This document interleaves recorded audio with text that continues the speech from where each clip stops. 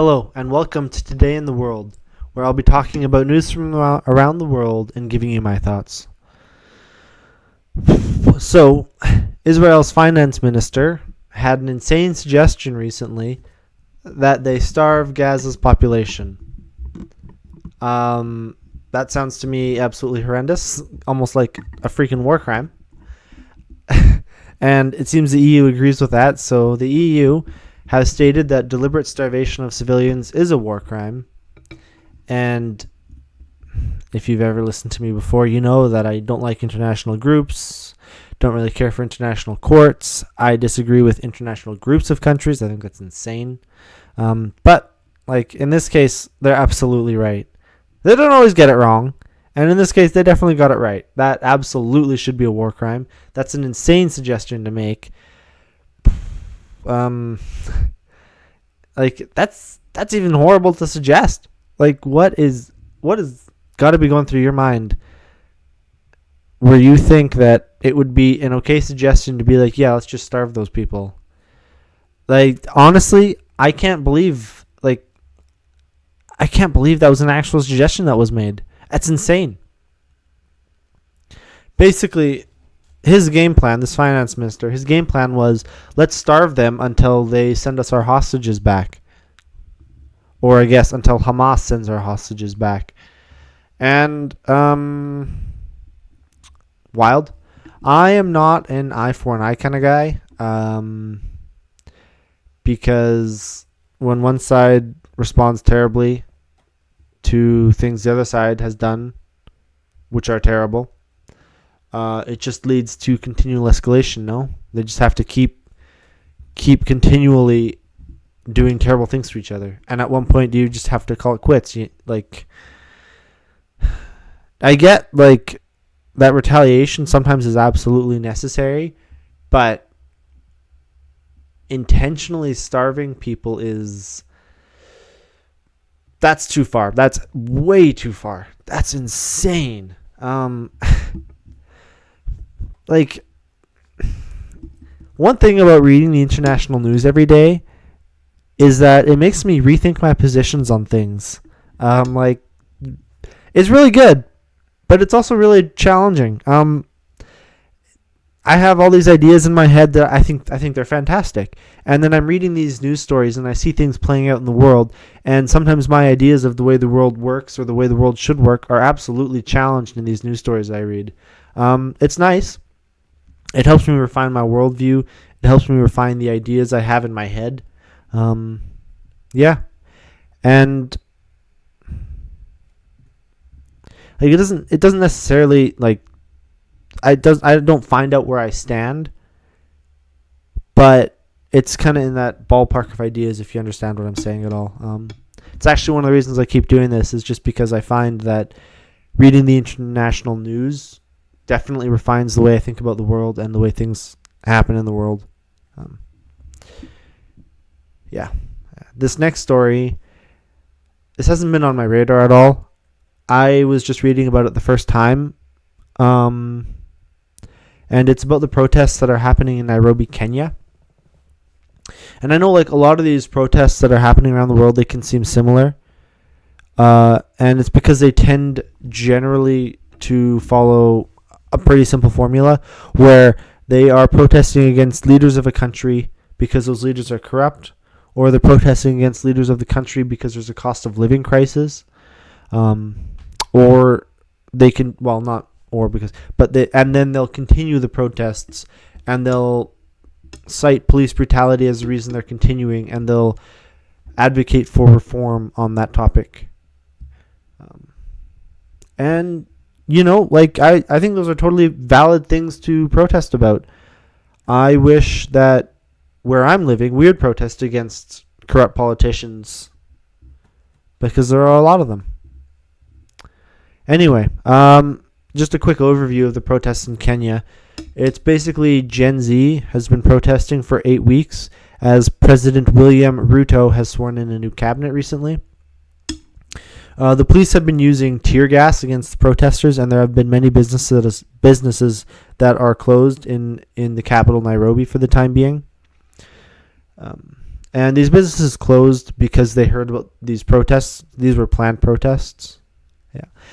So the Kenyan National Commission on Human Rights has reported at least 61 deaths in the protests and have accused the police of excessive force.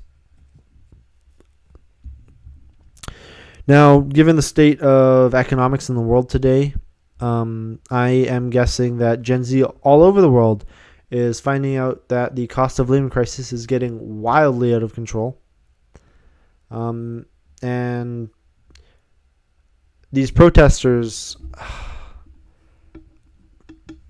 that are finally protesting against these things, that's great. They're finally trying to do something. They're finally trying to fix it.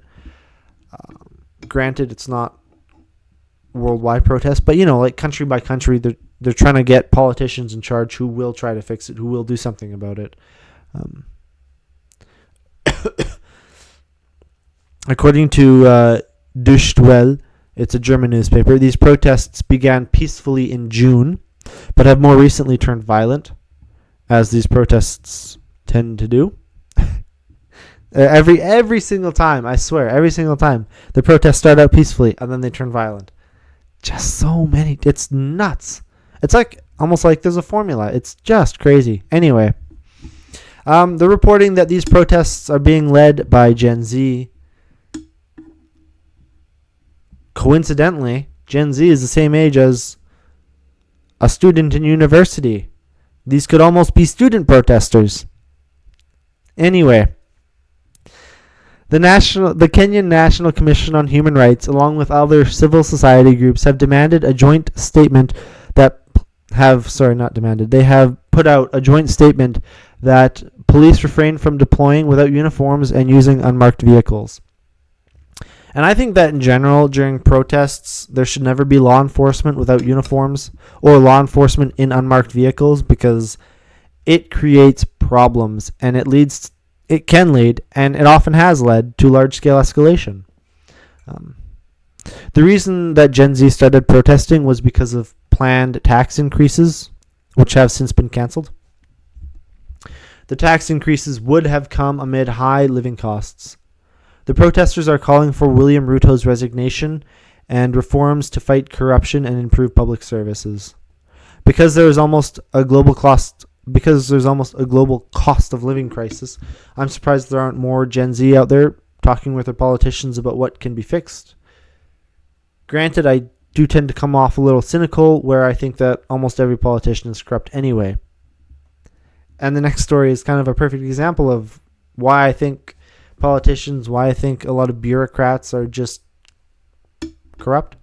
So we come to Thailand, where there's a prime example of bureaucratic corruption. Not necessarily greed corruption, but maybe power corruption and that kind of thing. Everything corrupts. Power, greed, Anyway. What we have here is basically a story where unelected bureaucrats have been quashing the people's will in Thailand. The court of Thailand had ordered the dissolution of the Progressive Move Forward Party, which had finished first in last year's general election. They ordered this because apparently the party violated the constitution, by proposing an amendment of a law against defaming the country's royal family. This comes via NBC News, where the Move Forward Party was unable to form government because members of the Senate, who are unelected, they are appointed, not elected, and they refused to endorse its candidate for prime minister. The Move Forward Party is looking to change Article 112, which protects the monarchy from criticism with penalties for up to 15 years in jail per offense. The court also imposed a 10-year political ban on the party and those who held executive positions within the party. So what we have here is the court system and the Senate, neither of whom are elected in Thailand, who are preventing a party who had won the general election and topped polls in the country to form government because they disagreed with the platform of the party. And to me, there is no better example of corruption in bureaucrats and politicians when we have when we when we have a general election that has been clearly won by one party, but that party is not in power now because of the bureaucrats, because there are people in positions of power who are refusing the people's will. And I honestly think this happens everywhere, all the time. It's bureaucrats who are always thinking that they know better than the people. It's just, so this is just, I was reading these articles on what's going on in Thailand, and I thought to myself, why do bureaucrats vote? Why are they allowed to vote? I came just totally unrefined idea, but I don't think that bureaucrats should be allowed to vote. I'm sure there's flaws in this, and obviously with continued thinking and refinement, I'm sure I will be able to see those flaws. But just coming off reading this story, coming off reading the last story, I don't understand why there people who are unelected, who are in government, are allowed to vote. Because I feel like they're just voting. They would just vote for systems that keep them safe, that keep them in power. They're just voting for systems that increase their pay. That's just what I was thinking when I came off the story. I'm still thinking that right now, honestly. And there are probably problems with that.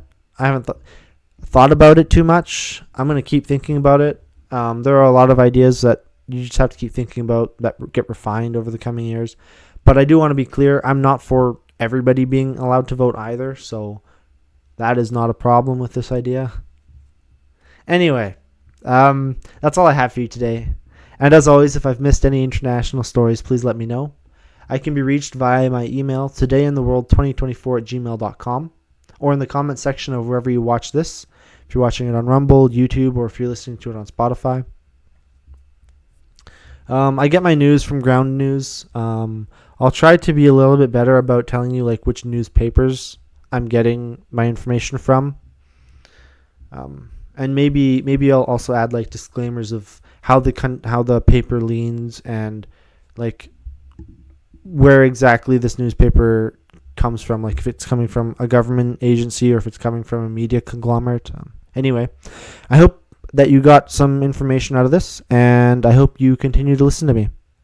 I will continue to monitor these stories, and I'll let you know what's happening today in the world.